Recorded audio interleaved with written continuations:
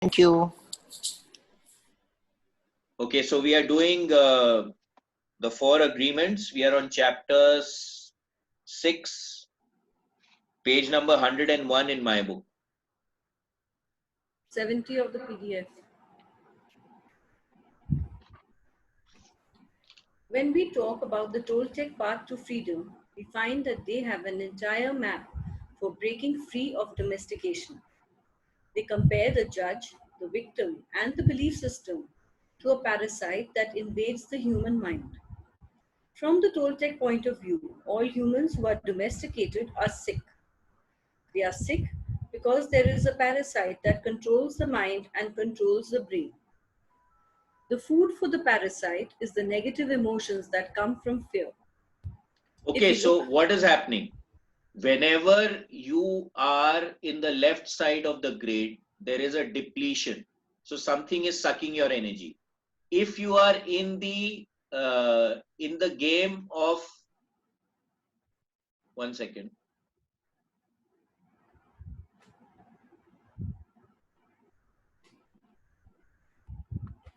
Okay, so if you are in the control drama game, then again you are getting depleted. So anything that depletes you is like a parasite. In shamanism, we have something called extraction, and when you go into that state, we find that all of us have a lot of kitters, etc., which are sucking our energy. So all these emotional balls that we have, which we were just talking about for the biofield tuning process, as well as stuff which is involved in us energetically. We have a lot of stuff which is constantly sucking energy out of us. And these critters, etc., they actually survive and they thrive when there is negativity, when there's depleting emotions in the system. The food for the parasite is the negative emotions that come from fear.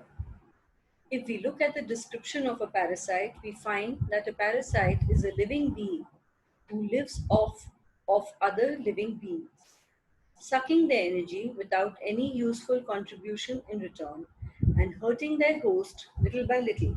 So now if you see, when we go into a controlled drama, what is happening? We are attempting to suck energy from the other person. So many a time we ourselves become a parasite whenever we go into any of the controlled dramas.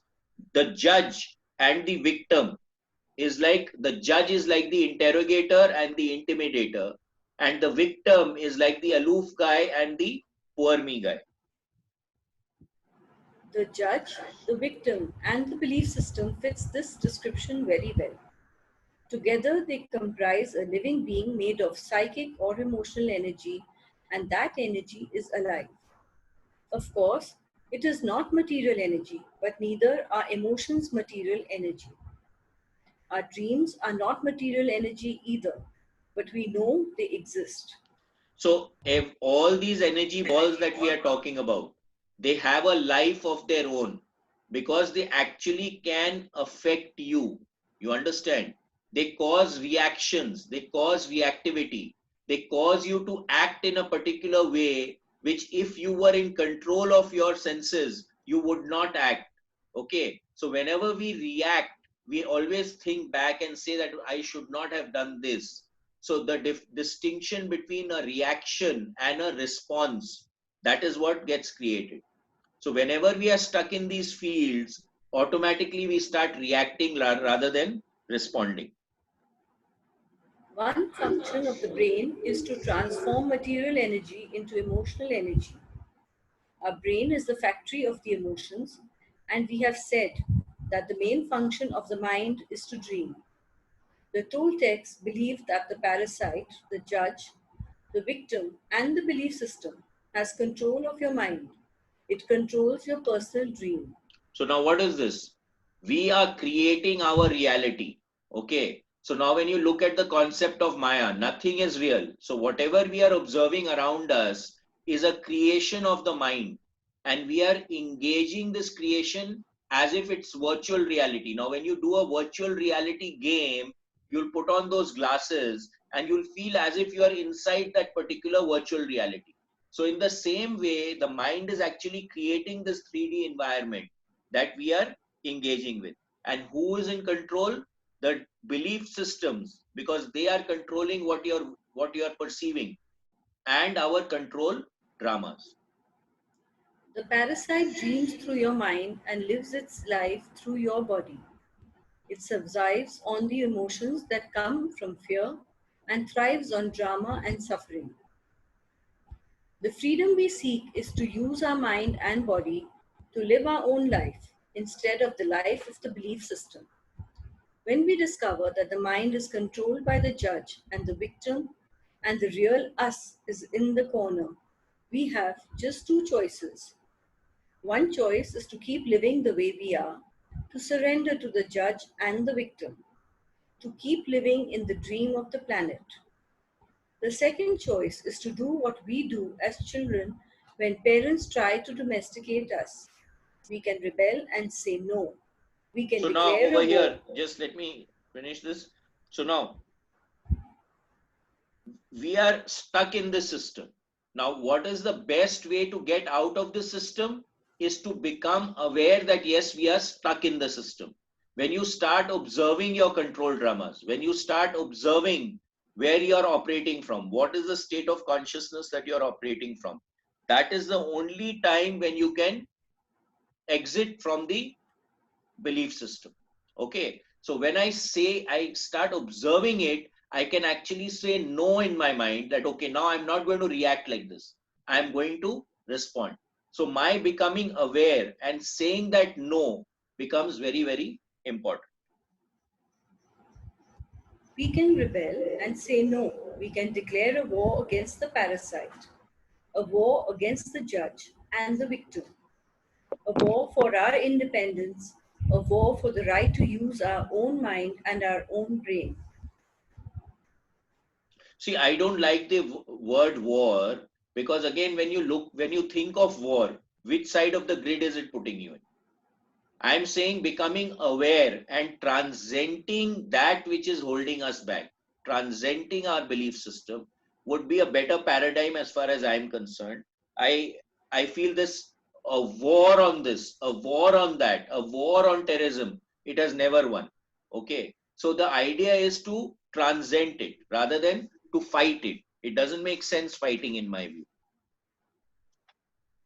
That is why, in all the shamanic traditions in America, from Canada to Argentina, people call themselves warriors because they are in a war against the parasite in the mind. Okay, so now let me clarify this. Now, when you are doing shamanism, there are two aspects to it. One is that you are a shaman who is the healer, who goes into altered states of consciousness and gets back information which is for the benefit of the tribe, and he performs miracles. That is, he performs healing. Okay. Now, the other side is what our tantrics have become is to use these processes for gain, some kind of a personal gain, or doing negative or depleting things. So the warrior also has two aspects to it. It can be a good aspect and it can be a depleting aspect. That is the real meaning of a warrior. The warrior is one who rebels against the invasion of the parasite. The warrior rebels and declares a war. But to be a warrior doesn't mean we always win the war. We may win or we may lose, but we always do our best, and at least we have a chance to be free again. Choosing this path gives us, at the very least, the dignity of rebellion and ensures that we will not be the helpless victim of our own whimsical emotions or the poisonous emotions of others. Even if we succumb to the enemy, the parasite, we will not be among those victims who would not fight back. Bhaiya, Yeah. Bhaiya, this always we are criticizing mind. We are saying, but awareness comes in mind only, na Bhaiya? So depends on the state of consciousness. I'm keeping on repeating. It's basically the state of consciousness which is very, very important. Where are you operating from? That's why I'm keeping on saying, are you on the left side of the grid or the right side of the grid? So where are you pushing from? See, the mind, the small mind will always act out of memory. So if you've had a certain experience, it will draw from that experience and make you act in a particular way. Okay. So that's exactly what he's saying over here, that you are acting out of your belief system, what your parents have told you, what you have experienced in the past, but it may not be true in the present going forward. Are you understanding that? So it's not a Okay. criticization of the mind. It is saying that you don't get controlled by the small mind. Go into the bigger mind. You understand? So Okay. when we say that we do our best and at least we have a chance to be free again, because we are reacting, we are going and doing the same thing over and over and over again, we are stuck in the rut. When we start becoming aware and we start saying no, like the warrior is saying that no, I will not do this now, I want to shift my state of consciousness. That is the only time when you will have an opportunity to be free. But if you're not saying no, then how are you going to get an opportunity to be free? Because the others people's emotions, other people, the way they want you to behave is constantly happening. So we need to expand our state of consciousness and awareness to see where we are operating from and then operate from there. At best, being a warrior gives us an opportunity to transcend the dream of the planet and to change our personal dream to a dream that we can call heaven. So again, as Just soon as we shift our state of consciousness, our perception can change. And when our perception changes, then the way that we perceive the reality around us will automatically also shift. just Okay, so like heaven hell, and hell is created by us. It is not something which is external. It is all due to your own perceptions. just like hell, heaven is a place that exists within our mind. It is a place of joy, a place where we are happy, where we are free to love and to be who we really are. We can reach heaven while we are alive. We don't have to wait until we die.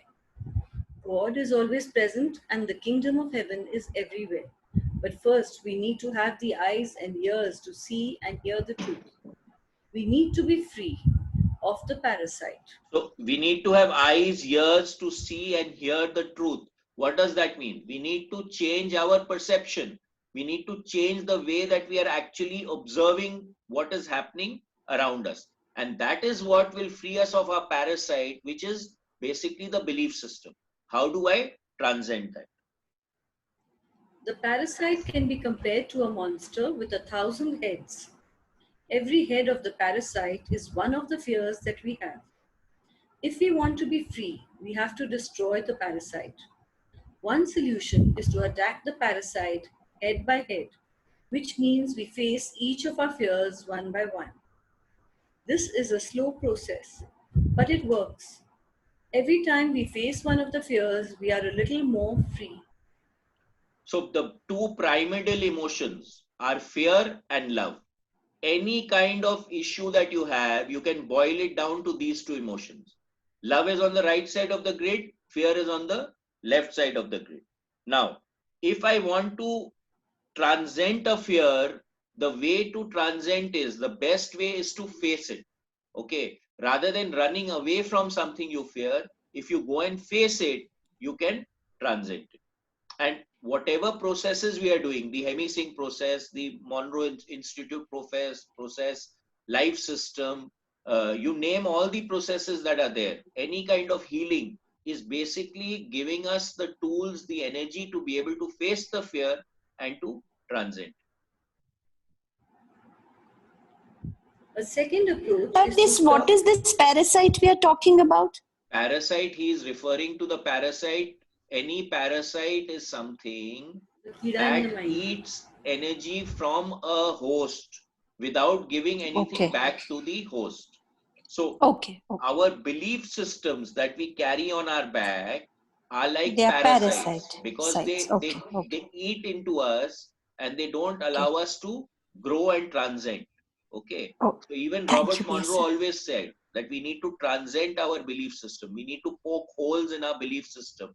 And that can only be done with expanding our perception, becoming more aware. Thank you. A second approach is to stop feeding the parasite. If we don't give the parasite any food, we kill the parasite by starvation.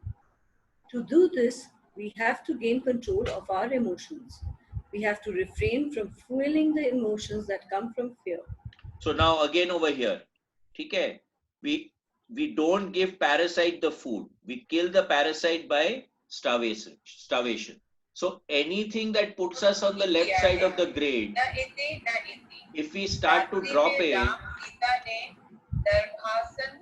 ये क्या हुआ? Shimangla?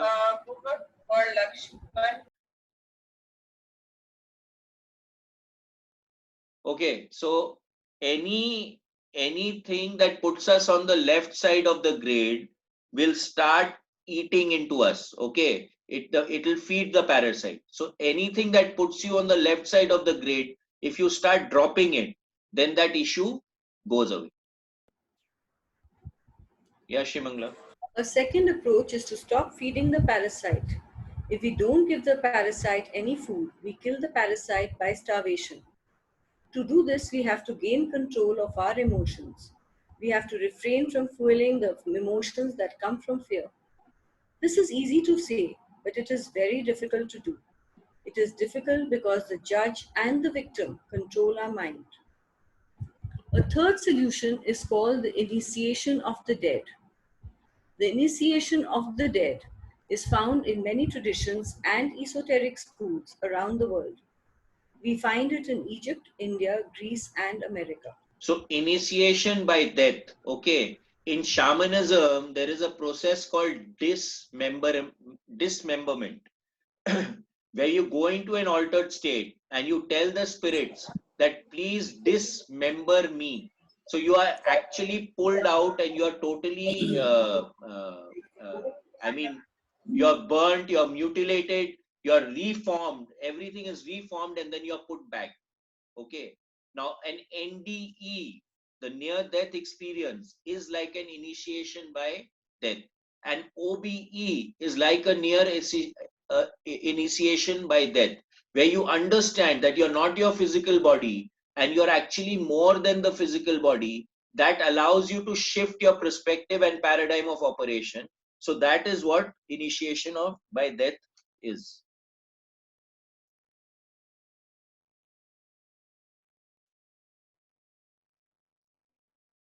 Shivangla, you're muted. This is you've muted me. Yeah, okay. This is a symbolic death which kills the parasite without harming our physical body. When we die symbolically, the parasite has to die.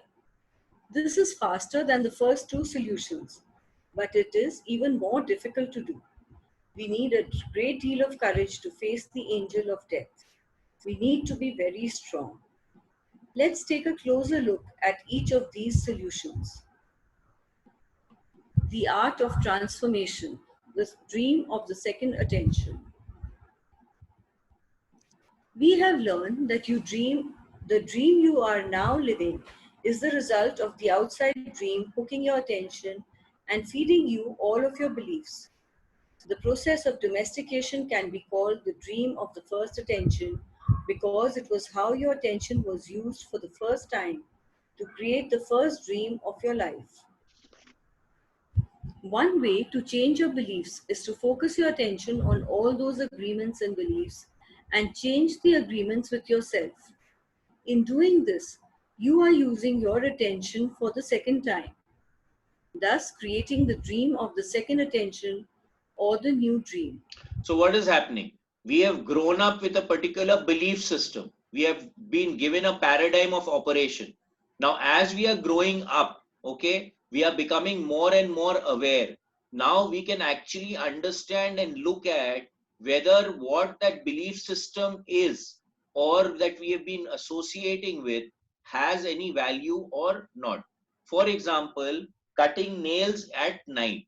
Now, it's a belief system that in many of our cultures, at least it was there in our home, that if we cut nails at night, it is a bad omen. Okay. Now, having said that, I've explained this before also. In the olden times, they did not have artificial lights. They did not have the kind of nail cutters that we have now. They used to use blunt or knives, etc., to cut. So there was a very big possibility of cutting yourself if you try to cut your nails at night. So they made it a system that if you cut your nails at night, it will create a problem for you and it is a bad omen. Okay. Now, growing up, I have shifted my belief system that that belief system is no longer valid. Now, let us say this is another story which he shares in the Gita thing, or I don't know where I read it. But he said that there is a system where on Saturdays you do not cut your hair. Now, most of the societies were small societies living in villages, etc. Now, if every day everyone was working, you didn't get time to do anything else. So, one day a week, they said that okay, on Monday you don't cut your hair. On Friday you will not go and wash your clothes, or on Saturday don't go and buy anything made out of iron. So things like that were done so that every day of the week someone got the rest that they needed to get. And then it became a norm that if you buy something metallic or made of iron on Saturday, it may create a problem for you. Okay, so now the belief system was created, but is it valid? So we can actually look at our lives and try to assess what is valid today and what is not valid today, and then move ahead after a clear cut understanding and noticing of what works and what does not work for you. The difference is that you are no longer innocent. When you were a child, this was not true. You didn't have a choice. But you are no longer a child. Now it's up to you to choose what to believe and what not to believe. You can choose to believe in anything, and that includes believing in yourself. You got that? So you need to revisit your belief systems. What is the paradigm from which you are operating? What are the premises from which you are operating? What are the rules according to which you are operating? The first step is to become aware of the fog that is in your mind. You must become aware that you are dreaming all the time. Only with awareness do you have the possibility of transforming your dream. If you have the awareness that the whole drama of your life is the result of what you believe, and what you believe is not real, then you can begin to change it. However, to really change your beliefs, you need to focus your attention on what it is that you want to change. You have to know which agreements you want to change before you can change them. So again, the first thing is awareness. The second thing is acceptance. Okay. So I need to visualize, I need to assess what is working for me and what is not working for you. And if something is not working for me, and by not working for me, the way I would look at it is that what puts me on the left side of the grid.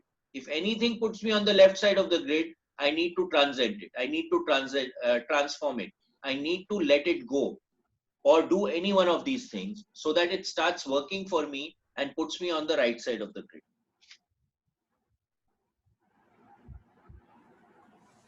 So, the next step is to develop awareness of all the self limiting, fear based beliefs that make you unhappy. You take an inventory of all that you believe, all your agreements, and through this process, you begin the transformation.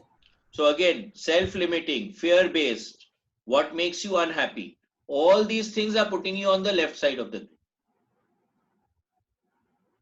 You take an inventory of all that you believe, all your agreements, and through this process, you begin the transformation. The Toltecs call this art of transformation, and it's a whole mastery. You achieve the mastery of transformation by changing the fear based agreements that make you suffer and reprogramming your own mind in your own way. One of the ways to do this is to explore and adopt alternative beliefs such as the Four Agreements. So now, whatever you're operating with, you have to transform them. You have to substitute what your belief is with something else. Okay. Now, if I want to leave a habit, many times I have to substitute it. When I substitute it, then automatically I leave the lower belief. So I need to substitute it with something which is of a higher level of consciousness, which is more evolved rather than something which is depleting. Now I want to quit smoking and I start taking drugs. Okay, now that's putting you into a lower depth. So you have to use conscious awareness to see what is taking you into a higher state of consciousness. The decision to adopt the Four Agreements is a declaration of war to regain your freedom from the parasite. The Four Agreements offer the possibility of ending the emotional pain, which can open the door for you to enjoy your life and begin a new dream. It's up to you to explore the possibilities of your dream if you are interested. The Four Agreements were created to assist you in the art of transformation, to help you break the limiting agreements, gain more personal power, and become stronger. The stronger you get, the more agreements you can break until the moment comes when you make it to the core of all those agreements. So, like now, if you see the four agreements, what are the four agreements? Be impeccable with your word. So, say the truth, mean what you say. Okay, don't take things personally. So, ask what is happening and don't take it on yourself every time. Third agreement, do not make assumptions that without finding out the truth of why, without finding out the facts, you make an assumption. And the fourth is give it your best shot, do your best. You'll find that if you start applying all four of these things, automatically you'll come onto the right side of the grid. Your life will become more authentic. Okay. Going to the core of those agreements is what I call going into the desert. When you go into the desert, you meet your demons face to face. After coming out of the desert, all those demons become angels. So once you have faced something, okay, you made friends with that, you've transcended that, that very thing will become your friend. Why? Because now you've transcended it, it will support you. You know what it is, it will support you. You know how to handle it, it will support you. Okay. Practicing the four new agreements is a big act of power. Breaking the spell of black magic in your mind requires great personal power. Every time you break an agreement, you gain extra power. You start by breaking agreements that are very small and require less power. As those smaller agreements are broken, your personal power will increase until you reach a point when you can finally face the big demons in your mind. So again, transformation takes small steps. Like now, let's say you don't get up in the morning. Now you make an agreement here with yourself. I will get up half an hour earlier. Now you've made that agreement, you've taken that step. So what is happening? You've broken the agreement with yourself that I will get up at, I normally get up at 10 o'clock. Okay. Now I say that I'm making a new agreement where I will get up at 9:30. Now that is taking power into your hand rather than getting stuck in your old belief system and stuck in that syndrome. You're taking steps to step out of it. Just a small example. For example, the little girl who was told not to sing is now 20 years old and she still does not sing. One way she can overcome the belief that her voice is ugly is to say, "Okay, I will try to sing, even if I do sing badly." Then she can pretend that someone is clapping and telling her, "Oh, that was beautiful." This may break the agreement a teeny tiny bit, but it will still be there. However, now she has a little more power and courage to try again and again until finally she breaks the agreement. Have you got this? Now I keep saying that we are like onions. So even in biofield tuning, when we clear one thing, it can come back again. Okay. So again, we clear it. So the more clarity we do, the more clearing we do, the better off we get. That's one way out of the dream of hell. But for every agreement you break that makes you suffer, you will need to replace it with a new agreement that makes you happy. This will keep the old agreement from coming back. If you occupy the same space with a new agreement, then the old agreement is gone forever and in its place is the new agreement. So what did I say? That you have to replace that old belief system with a new belief system, which is in a higher state of consciousness. And when you start acting out of that, then the old one automatically drops. My example about the cat crossing the road. Okay. Now, whenever a cat crosses the road, previously I should be something bad is going to happen. It's putting me on the left side of the grid. I transformed that agreement that I had with myself from the growing up belief system, that whenever the cat crosses the road, it's like Durgaji is crossing the road and something good is going to happen. And I absolutely have shifted from the old belief system to the new belief system. And let me tell you, whenever a cat crosses, I in fact look forward for a cat crossing my road now. So it's taken me into a higher state of consciousness, shifted me from the left side of the grid into the right side of the grid, and made me happier. So I have transformed an old agreement, replaced it with a new agreement, which is making me more happy. There are many strong beliefs in the mind that can make this process look hopeless. This is why you need to go step by step and be patient with yourself because this is a slow process. The way you are living now is the result of many years of domestication. You cannot expect to break the domestication in one day. So again, because of the habit, you'll keep clicking back into it. But the more you focus your awareness to that particular thing, the more conscious you become of that particular thing which is depleting you or acting like a parasite in your life. That is how you start to transform it slowly, one step at a time. And then we have to stop being the judge or the victim also, because we need to empower ourselves. We need to pat our backs rather than constantly criticizing ourselves. If we have, let us say, I get a craving to eat food, okay, or I get a craving to drink a soft drink.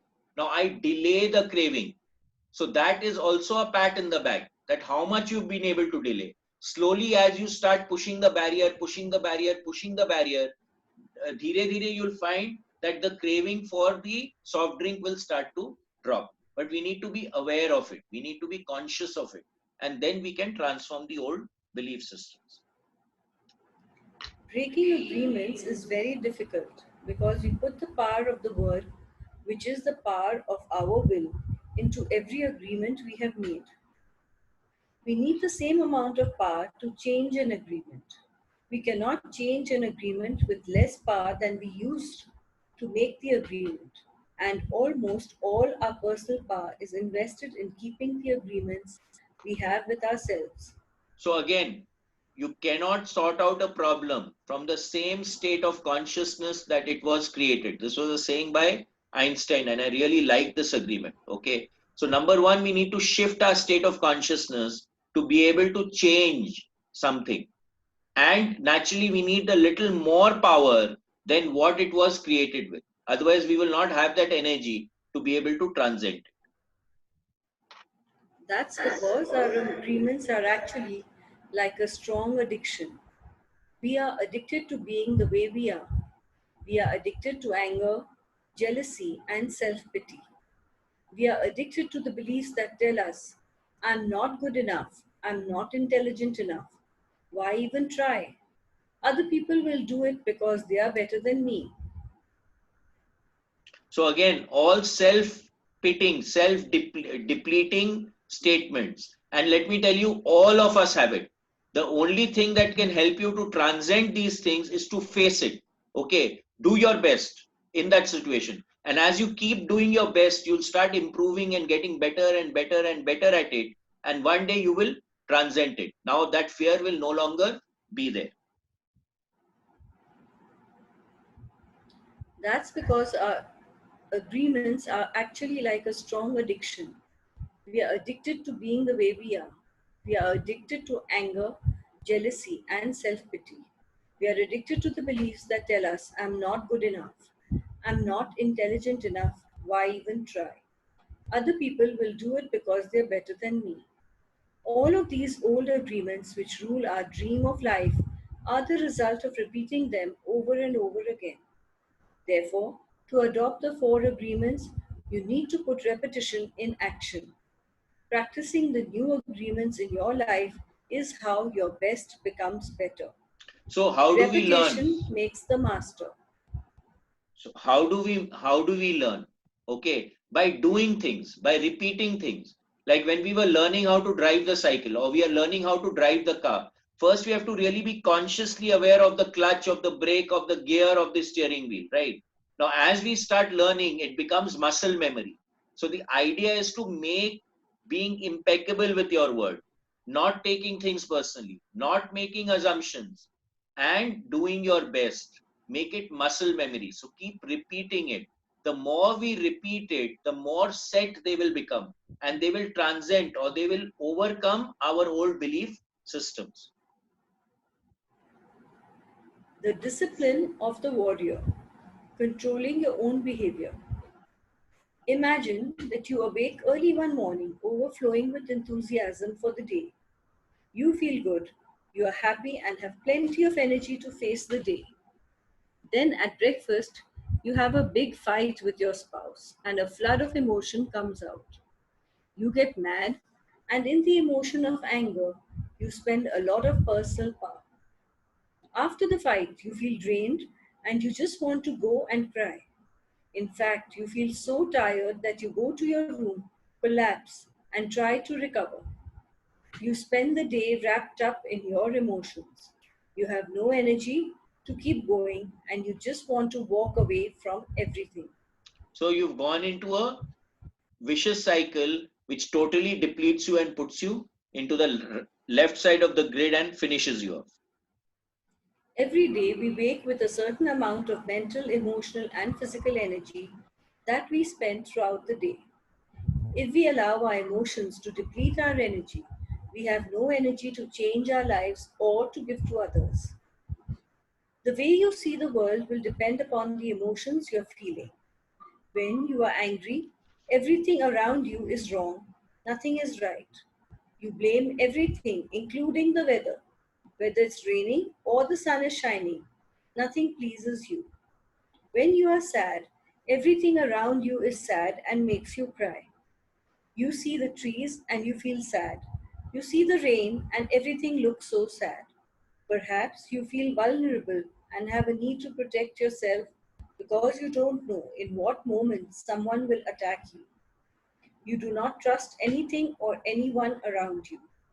This is because you see the world with the eyes of fear. So our perception is colored by the spectacles of emotions. Okay, so all the emotions that we have. So this is what EQ is all about. Previously, they were talking about IQ, that is the intelligence quotient. Now they're talking about EQ. What is EQ? Is the emotional quotient. How are you dealing with your emotions? There's this very good book by Daniel Goleman called Emotional Intelligence. Maybe I don't know if we have the time, we may pick it up. It is a long book, but it's extremely powerful. Imagine that the human mind is the same as your skin. You can touch healthy skin and it feels wonderful. Your skin is made for perception and the sensation of touch is wonderful. Now imagine you have an injury and the skin gets cut and infected. If you touch the infected skin, it is going to hurt.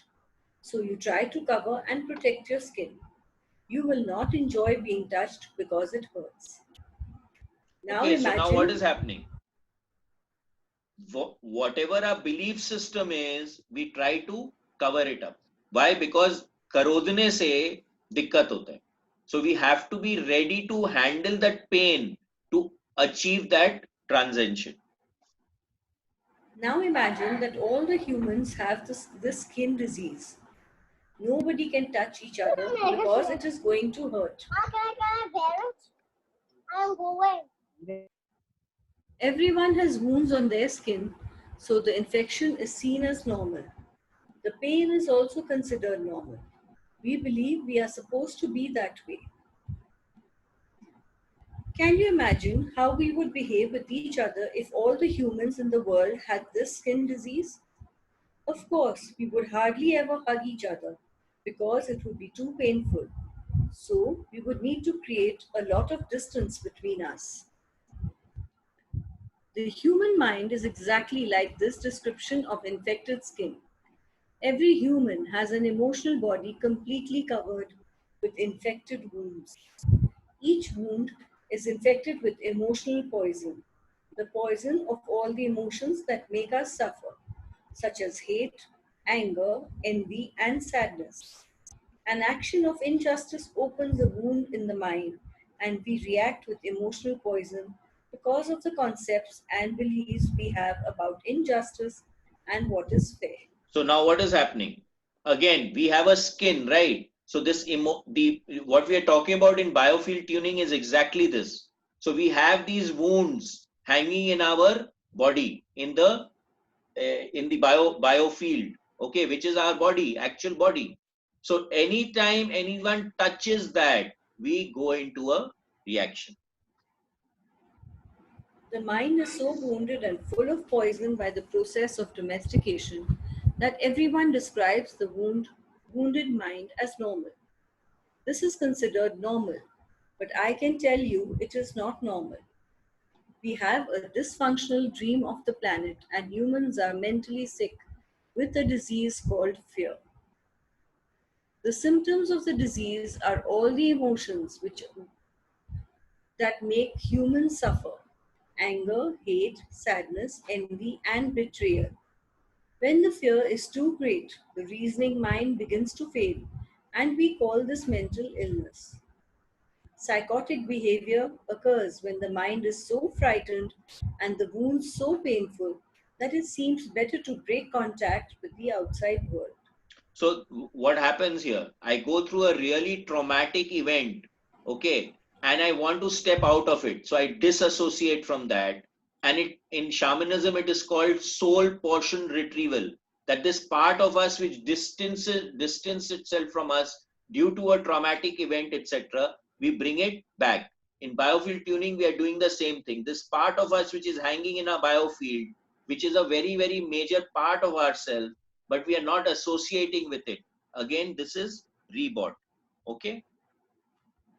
If we can see our state of mind as a disease, we find there is a cure. We don't have to suffer any longer. First, we need the truth to open the emotional wounds, take the poison out, and heal the wounds completely. How do we do this? We must forgive those we feel have wronged us, not because they deserve to be forgiven, but because we love ourselves so much we don't want to keep paying for the injustice. Okay, so now what happens? Now, if you are not forgiving someone, then who's suffering? The other guy is not suffering. You are hanging with that field in your field, which is causing you to suffer. So the more quickly you can dissolve all these things that you're carrying, the better off you will be. And that is what we are finding with the hemisync process. It allows us to be more in equilibrium. It allows us to lose ourselves uh, after more time. Okay, so the reactivity starts to come down, the presence starts to increase. So all this stuff we are doing is basically working towards this only, to clear the wounds that we have, so that we can become more equanimous in our day-to-day life. Forgiveness is the only way to heal. We can choose to forgive because we feel compassion for ourselves. We can let go of the resentment and declare, "That's enough. I will no longer be the big judge that goes against myself. I will no longer beat myself up and abuse myself. I will no longer be the victim."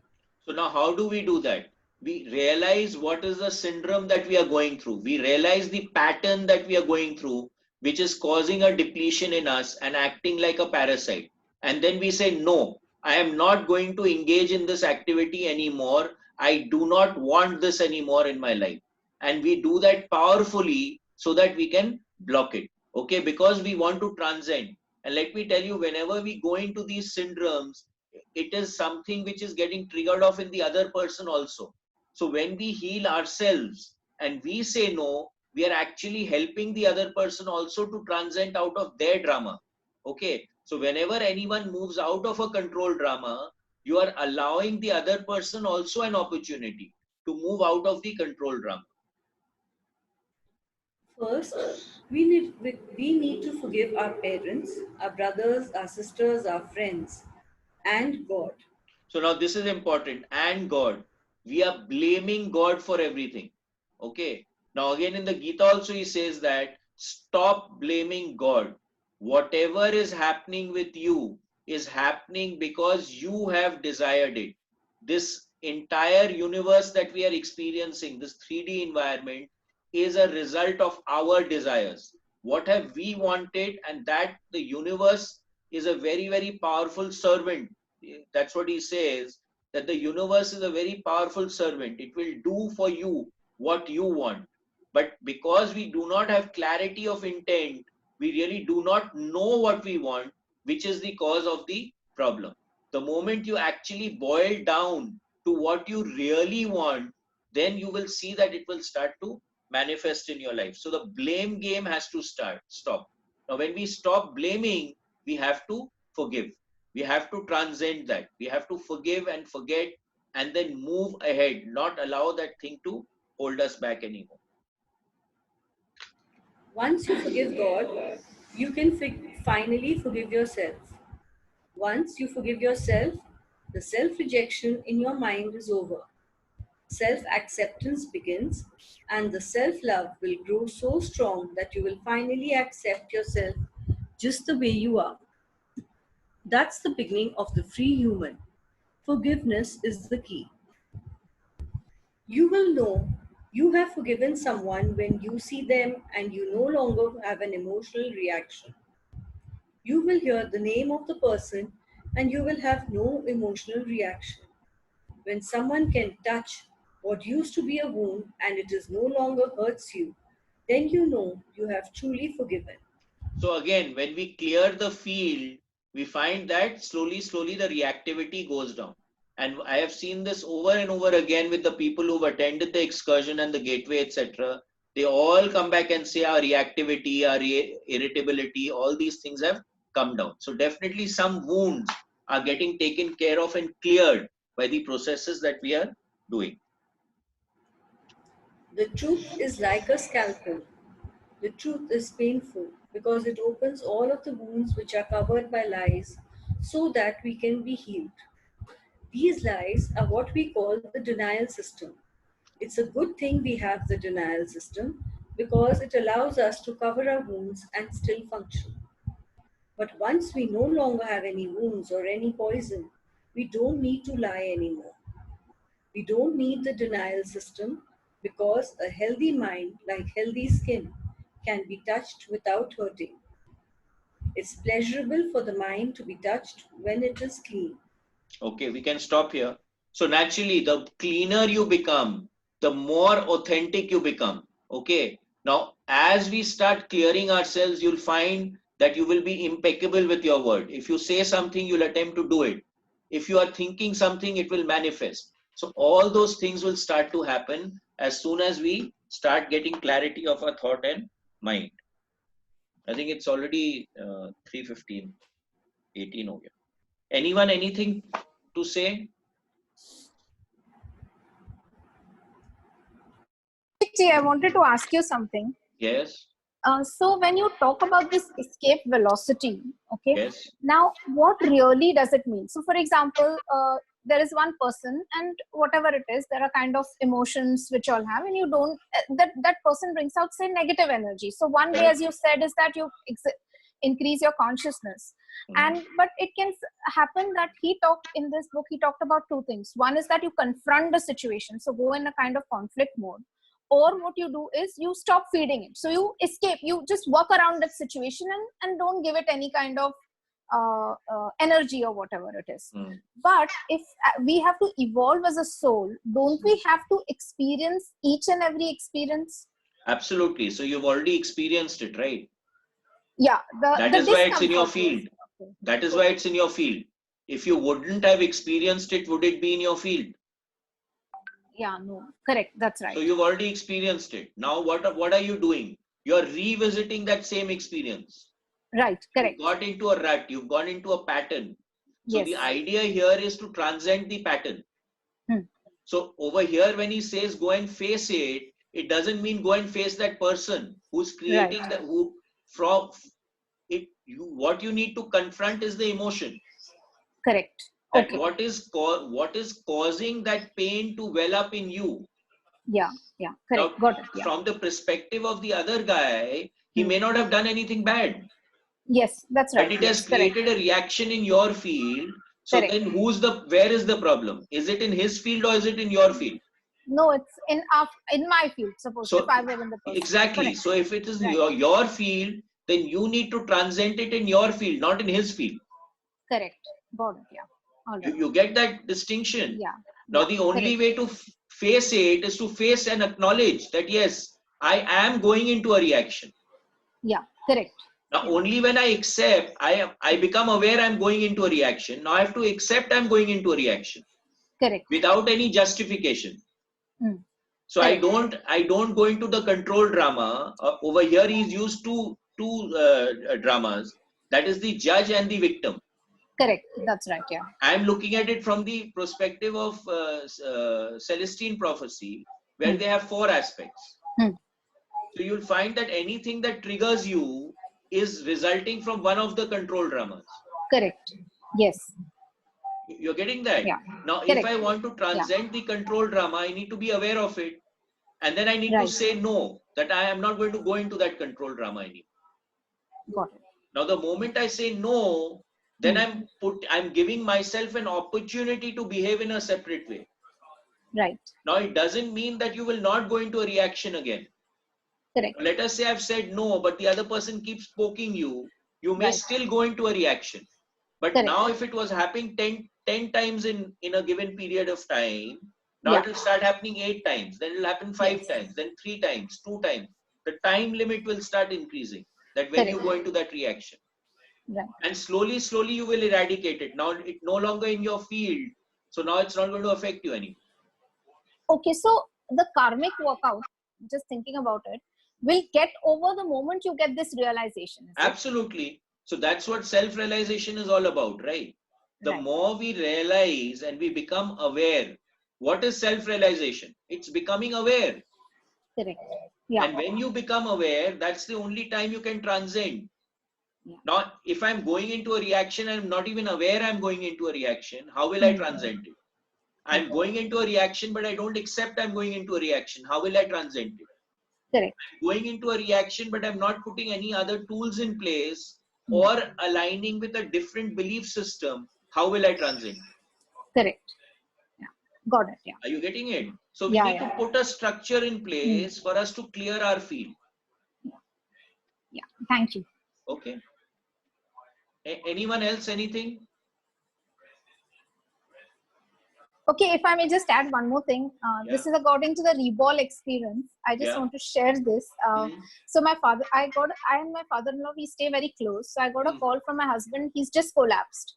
Okay. So by the time we took about 5 minutes to reach, I'm doing the Reball on him. So when I went, he was kind of stabilized. And when I was taking his medical parameters, they were a little like BP and all was little haywire. And I'm constantly doing that Reball, okay? And after that, he slept. And in the morning, it was absolutely all right. So the Reball works. It works, but you know what? I mean, I'll be brutally honest. There's a part of me which is probably trained into, that ye ek baar fluke nahi ho sakta kya? It is going. So now where are you operating from? Now where are you operating from? The left side of the grid, yeah. Left side of the grid from an old paradigm of belief system. Yeah, correct. Now you are associating with a new paradigm, but you are getting stuck by the parasite of your old belief system that ye kaise ho sakta hai. Yeah, that's right. Yeah, correct. You get it? Now it's working, but the old belief system, because it's connected with ego, will not let you come there. Yeah. So until you, number one, you are aware that, okay, now this is a belief system which is operating. Right. You have to accept it. And then you have to associate with a new belief system. Yes, this works. Yeah, trust the process, as you said. Anyway, thank you very much for giving us You that get tool. it? So Yeah. this is a live example of you going into the old paradigm of the old belief system. Yeah, correct. That's right. So that's exactly what we are talking about, right? Yeah, but I'm very thankful to you for that tool because he's absolutely all right and hale and hearty. So Yeah, thank you. so it really works. There was one occasion, there was a wedding, and this guy, he got drunk, and we found him outside the pandal in a, it was a forest. Someone would not even have found that guy, and he Right. was totally knocked out. Okay, and everyone is trying to revive him, giving him this, giving him that, and I was also standing there trying to revive him and not realizing to use the reball. And then I suddenly realized that, hey, why should I use a reball? So I stepped back and I put a reball in him. In a minute, half a minute, he was up Okay. without doing anything. So I have seen that the thing works. Okay. Yes. Now, how does it matter to it? Why it works? How it works? As Yeah, long it as it does. works, Yes, that's yes, all. right. Matters Yeah. over. Step out of the old paradigm. Right. Thank you. Okay. Right. Anyone else? Anything? Otherwise, we'll meet for meditation. Thank you. Okay. Ram Thank you. Ram. Ram Ram. Thank you, Sri Ram, Mangla. Ram Ram. Thank you, Mangala. Thank you, Thank Nikit. you. Thank you, all of you so much.